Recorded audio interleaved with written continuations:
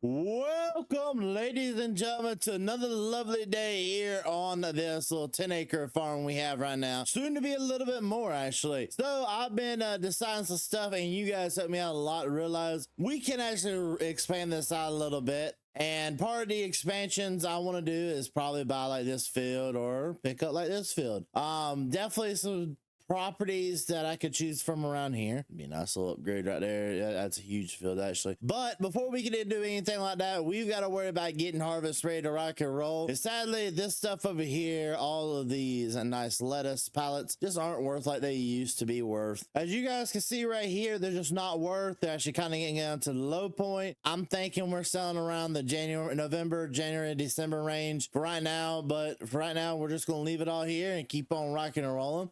We also got to head on into town. I have one of my friends at the dealership actually told me that they had something nice really come in and it suits our farm really well. It's an old John Deere combine and a header for it, and then on top of that they had a nice little grain wagon that we can end up using as well.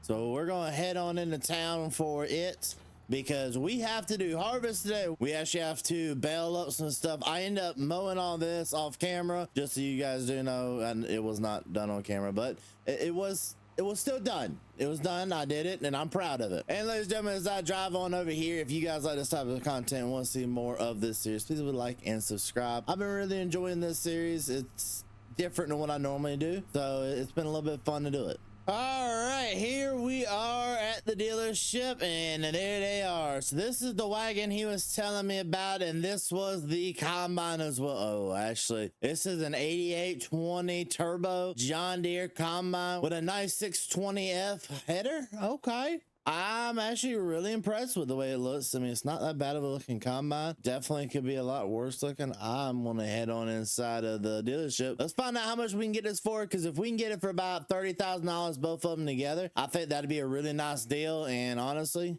we gonna need it because today is harvest day. Negative $38,000 out of our banking account, and we picked up both of these right here. A little bit on the higher side of what I was willing to pay today, but I realized we got to have it, and at the end of the day, this is a nice purchase for the future of the farm. So I'm going to go ahead and actually take the combine first.